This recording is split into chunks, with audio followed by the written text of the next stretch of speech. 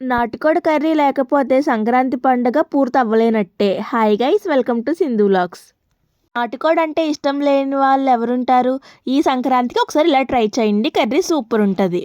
నాటుకోడిలో కొంచెం పసుపు, అల్లం వెల్లుల్లి పేస్ట్ వేసి ఒక 10 విజిల్స్ వచ్చేంత వరకు ఫస్ట్ ఉడికించుకోవాలి. ఇలా ఉడికించుకోవడం వల్ల ముక్క అన్నది చాలా సాఫ్ట్గా ఉడికిపోతుంది.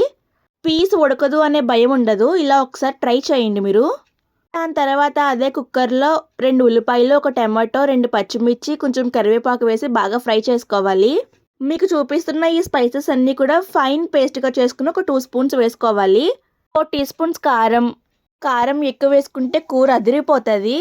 అందులోనే ఉడికించి పెట్టుకున్న నాటుకోడి ముక్కల్ని వేసి టేస్ట్కి సరిపోయే సాల్ట్ వేసుకుని ఒక 10 నుంచి 15 నిమిషాల వరకు మగ్గించుకుంటే టేస్ట్ అదిరిపోతుంది. ఈ నాటుకోడి అన్నంలోకైనా, రాగి సంగటిలోకైనా, గారెల్లోకైనా చాలా బాగుంటుంది. మీకు దేంతో ఇష్టమో నాకు కమెంట్ సెక్షన్లో కమెంట్ చేసి చెప్పేయండి. మేమైతే ఆ రోజున వేడివేడిగా గారెలు కూడా వేసుకుని తిన్నాము. Please subscribe our channel. Bye.